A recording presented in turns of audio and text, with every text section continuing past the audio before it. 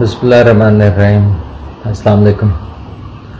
मेरा नाम doctor Fawad Nasrallah है। मैं एसोसिएट प्रोफेसर हूँ किंग एडवर्ड मेडिकल यूनिवर्सिटी में। आज मैं आपसे पायरोनिस डिजीज़ के मतलब कुछ बात करना चाहता हूँ, क्योंकि बड़े दोस्तों मैंने मैसेज भेजे हैं कि पायरोनिस के मतलब हमें सिंपल अल्फाज में बताएँ कि क्या होती है। ये मैं बिल्कुल मतलब आम आदमी के लेवल की बात करूँगा। तो पायरोनिस जो सी है ना, ये पीनस के अंदर एक गुठली सी बन जाती है। आप देखें, फील करें तो पीनस में हार्डनेस फील होगी। पायरोनिस के आमतौर पर जो पेशेंट हमारे पास आते हैं उनकी उम्र होती है 35 से ज़्यादा की। ये गुठली बनने की बहुत सारी वजूहत हैं, जिसमें सबसे ज़्यादा कॉमन वजह जो होती है वो मतलब जिस वक्त पीनस पूरा इरेक्शन में नहीं होता तो उस वक्त वो सेक्स कर लेते हैं, और उस वक्त सेक्स करने की वजह से पीनस के अंदर हार्डनेस डेवलप हो जाती है। ये हार्डनेस एक मतलब शॉर्ट टर्म भी हो सकती है, लॉन्ग टर्म भी हो सकती है। शॉर्ट टर्म ये है कि मतलब जैसे ज़ख्म है, कट लग गया, ज़ख्म हील हो गया कुछ दिन में और उसका पता भी नहीं लगता। एक दूसरी तरह की हार्डनेस है, मतलब ये भी ऐसी है, अंदर ज़ख्म हुआ, कट लग गया, लेकिन वो कट जो है ना उसमें वो हील होता है, लेकिन उसका बहुत बड़ा सारा स्कार बन जाता है। बाहर आपको महसूस होता है उसका स्कार, देखने में वो जगह हार्ड हो जाती है। बस यही समझें। इसी तरह से पायरोनिस डिजीज है कि आपको कोई चोट लग गई, कोई सोजिश होगी पीनस के अंदर, कोई इन्फेक्शन हो गई जिसकी वजह से अंदर से स्वेलिंग हो गई, और वो स्वेलिंग जो सी है वो हीलअप तो हो गई, लेकिन उसने अंदर अपना स्कार टिश्यू बना लिया।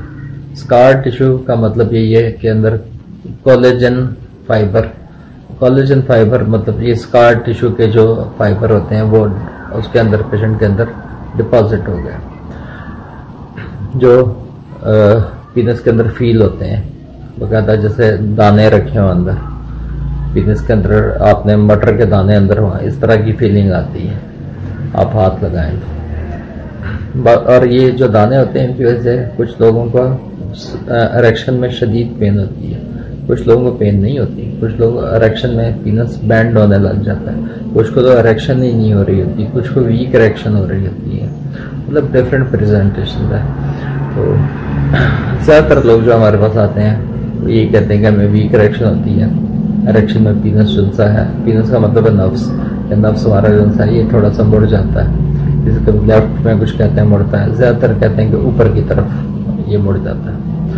तो बहुत कम कहते हैं कि राइट पे मुड़ता है, ये लेफ्ट पे मुड़ता है, ऊपर की तरफ ज़्यादा कंप्लेंट होती है। तो असल में ये अंदर जो इसके अंदर जो मतलब स्कार टिश्यू नड्यूल जिसको हम कोलेजन कहते हैं, उससे वो नर्व्स को मोड़ देता है, और वो जब वो इतना बड़ा हो जाता है कि वहाँ से खून जलसा है उसकी रवानी नहीं हो सकती, क्योंकि आपको पता है इरेक्शन तो सारा है ही ब्लड फ्लो का ताल्लुक, ब्लड फ्लो का चक्कर। तो जिस वक्त ब्लड प्रॉपरली फ्लो नहीं करेगा, वो जो अंदर स्कार टिश्यू बन गया, यानी कि जो हील मुंदमिल शुदा जख्म का जो टिश्यू है वो टिश्यू खून को आगे नहीं जाने देगा, तो उसकी वजह से इरेक्शन भी प्रॉपर नहीं होगी। तो मतलब डिफरेंट प्रेजेंटेशन है, लेकिन प्रेजेंटेशन यही है। कुछ लोग इसलिए भी आते हैं कि जी हमारा तो पीनस छोटा हो गया, तो जब हम देखते हैं तो उनका पीनस छोटा, वाकई पीनस छोटा हो जाता है, क्योंकि जब पीनस की इरेक्शन प्रॉपर नहीं होगी और अंदर जख्म बने होंगे तो वो पीनस प्रॉपर साइज से कम हो जाएगा, अपने नॉर्मल साइज से कम हो जाएगा, और उन लोगों में इरेक्शन भी जो सी है वो कम हो जाएगी।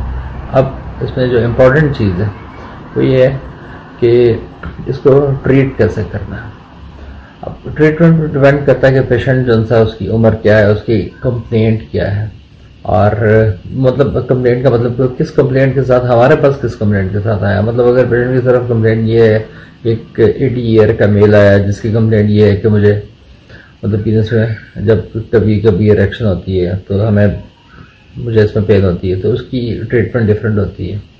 और एक यंग बंदा जो 35 साल का वो आया, उसमें ट्रीटमेंट डिफरेंट होती है।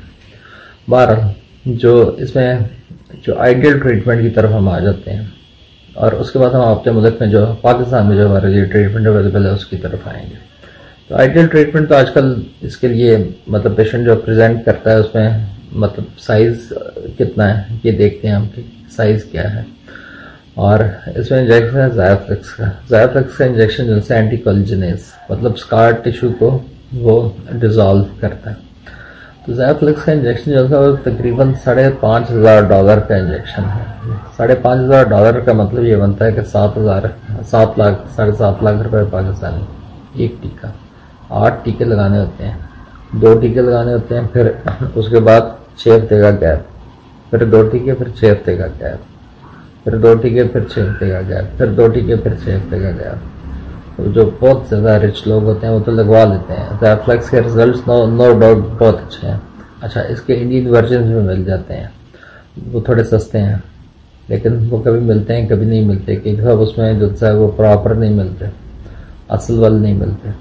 अच्छा, जब इंजेक्शन ज़ायोफ्लेक्स लगता है तो इसके बाद पीनस की स्ट्रेचिंग करनी होती है। ये बड़ा इंपॉर्टेंट होता है कि पीनस को स्ट्रेच करना होता है जब इंजेक्शन लगाया, और उसके बाद हम कहते हैं कि सेक्स ज़्यादा करें। मतलब अगर आज टीका लगाया तो कहते हैं कि सेक्स जो है ना जाके लाजमी करो और पीनस को हाथ पे स्ट्रेच करो, इस तरह से पीनस को खींचना है, ठीक है, ताकि ये जो ब्लैक अंदर बन गया ये टूट जाए। दूसरा, हमारे पास अब पेशेंट इतने पैसे कहाँ अफोर्ड करते हैं, मतलब ये बड़ा मुश्किल है किसी भी बंदे के लिए अफोर्ड करना इतने पैसे।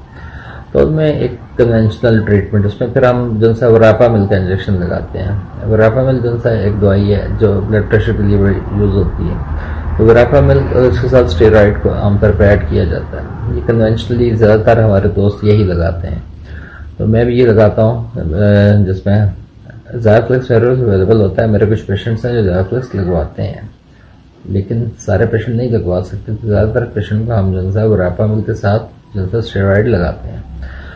और उसके साथ जब हम इसके 6 सेशन देते हैं उनको, यानी कि 6 टीके, और इसको हर 10 दिन के बाद इंजेक्शन लगाते हैं।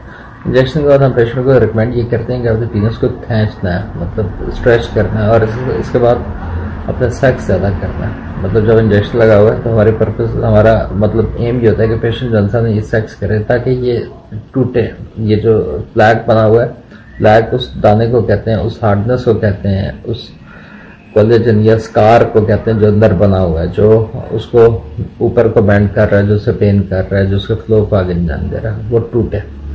तो जब हम इसको इंजेक्शन लगाते हैं तो उसके बाद पेशेंट कहते हैं कि आप सेक्स ज़्यादा करें और इसको खींचें, इसको स्ट्रेच करें।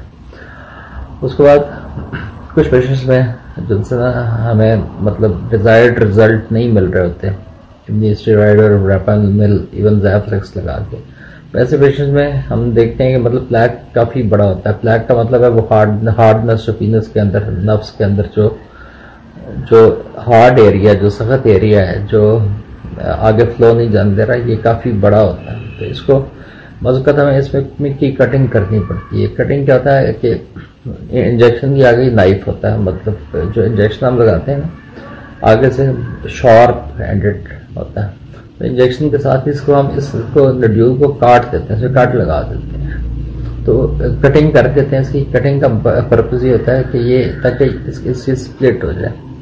तो टीके सिरिंज के साथ ही, टीके के साथ ही, मतलब माइक्रो नाइफ जो सा है, इसको आप प्रॉपर माइक्रो नाइफ तो नहीं कह सकते, लेकिन बहुत स्मॉल नाइफ होता है जो इसके साथ ही अटैच हो जाता है।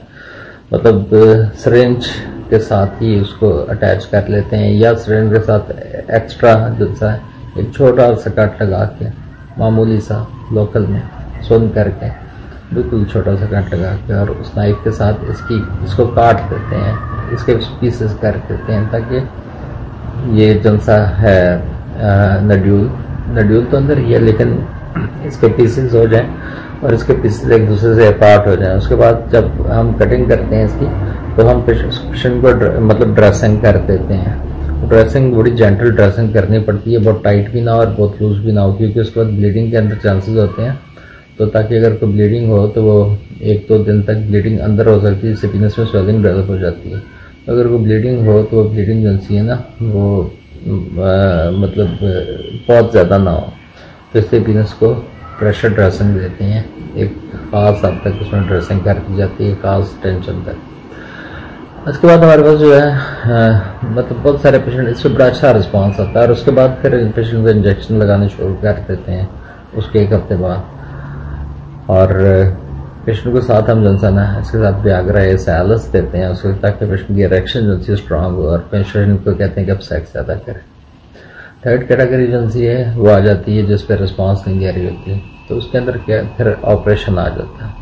ऑपरेशन जो है दो तरह के ऑपरेशन होते हैं। एक तो सिंपल ऑपरेशन है कि आपने ऑपरेशन किया, वो हार्ड एरिया जो सा था, जो सख्त एरिया दिखाई दे रहा है उसको निकाल दिया। अब जब आप उसको निकाल देंगे तो उस गैप को आपने किसी चीज़ से फिल तो करना, तो उसमें जो ह्यूमन कैडावेरिक पेरिकार्डियम यानी कि इंसानी जो दिल है इसके गिर्द जो झिल्ली होती है, इसका ग्राफ्ट बाजार में मिल जाता है। मतलब पाकिस्तान में नहीं मिलता, लेकिन ये दुबई से हम मंगवाते हैं और वो ग्राफ्ट लगा देते हैं। ये जो ग्राफ्ट लगाते हैं हम जिस पेशेंट को, वो उस डिफेक्ट पे लगाते हैं और जिस एरिया से हमने ये हार्ट टिश्यू निकाला होता है, ताकि वो डिफेक्ट पूरा हो जाए और उसमें ब्लड फ्लो बेहतर हो जाए। अब हमने अच्छा दूसरा ग्राफ्ट जो है वो होता है सैप्टस वेन। जैसे आपने देखा होगा किसी का दिल का बाईपास हुआ है, उसकी टांग पे कट होता लगा हुआ, वो जो टांग का कट है वो बेसिकली क्या होता है, वो टांग की वेन होती है जो टांग से सैप्टस वेन ली जाती है, जिसको दिल में लगाया जाता है दिल की खून की सप्लाई को अच्छा करने के लिए। तो वो वेन हम उस वेन का पार्ट निकाल के उसका भी ग्राफ्ट लगाते हैं। और ग्राफ्टेड पेशेंट्स में ये देखा गया आमतौर पर कि पेशेंट बहुत अच्छा रिजल्ट मिल जाता है, लेकिन इन पेशेंट्स में इरेक्शन नहीं होती, बात मतलब जो शहवत है ना वो नहीं आ रही होती।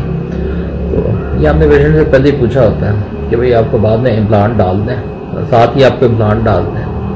तो 99% पेशेंट तो जिनसे ना वो इस चीज़ के लिए पहले तैयार होते हैं जी डाल दें आप, और जो 1% नहीं होते तैयार, या फिर जो पेशेंट जैसे अब हमारे पास पेशेंट ही आया है तो उसकी उम्र जो थी वो 75 साल है या 76 साल है, वो कहता है डॉक्टर साहब मैं अभी सेक्स के लिए कोई बहुत ज़्यादा इंटरेस्टेड नहीं हूँ, तो ठीक है उसमें ऑप्शन तो है, बाद में भी इम्प्लांट डाल सकते हैं। और जो पॉजिटिव पेशेंट जो होते हैं उन्होंने हमें परमिशन दी होती है तो उनको हम मैलिएबल इम्प्लांट या 3 पीस इम्प्लांट साथ ही डाल देते हैं। वैसे मैं इसमें जो पैरोनिस के पेशेंट होते हैं ना, इनमें मैं मैलिएबल ही डालता हूँ इम्प्लांट ज़्यादा, क्योंकि मैलिएबल का रिजल्ट में ज़्यादा बेहतर होते हैं एज़ कम्पेयर टू 3 पीस। तो इसमें बाकी जैसे मैंने बताया कि ज़ायाफ्लेक्स का इंजेक्शन बहुत महंगा इंजेक्शन है। जो लोग ज़ायाफ्लेक्स लगवाते हैं उनमें डिजीज़ ख़त्म हो जाती है, लेकिन ज़ायाफ्लेक्स के इतना पैसा लगाने के बाद भी एक ख़ास टाइम आता है कि डिजीज़ दोबारा से हो जाती है। तो फिर वो लोग तो मतलब इतने रिच लोग होते हैं दोबारा ज़ायाफ्लेक्स लगवा लेते हैं। दूसरा जिनमें हम वरापामिल या स्टेरॉइड के इंजेक्शन लगाते हैं उनको काफ़ी सारा टाइम अच्छा निकल जाता है, लेकिन फिर एक टाइम आता है कि उनको दोबारा से बीमारी जो सी है वो तंग करने लग जाती है। तब फिर हम इसको रिपीट कर सकते हैं, मतलब साल 2 साल के बाद। मेरे ऐसे पेशेंट भी हैं जिनको मैंने 11 साल पहले इंजेक्शन लगाए थे, या एक पेशेंट अभी उनको मैंने दोबारा 2 इंजेक्शन लगाए हैं, पहले उनको 15 साल पहले लगाए थे, 15 साल उन्होंने बड़े अच्छे निकाल लिए हैं। तो इस थोड़ी सी उनकी मतलब माइक्रो कटिंग भी करनी पड़ी मुझे, और माइक्रो कटिंग ऑफिस में ही मतलब क्लिनिक में हो जाती है, उसमें कुछ ये नहीं होता है कि उसके लिए ऑपरेशन थिएटर में लेके जाएं। थोड़ा उनका इस दफ़ा वो मुझे थोड़ा बड़ा ब्लैक लगा। तो ये मैंने कोशिश की है कि मैं बिल्कुल सादा अल्फाज में आपको सारा कुछ समझा सकूं। तो बाकी आप लोगों की मोहब्बत का और प्यार का बहुत शुक्रिया। इसमें बेल आइकन का बटन है, उसको दबाना मत भूलिएगा। बहुत शुक्रिया आपका। अल्लाह हाफ़िज़।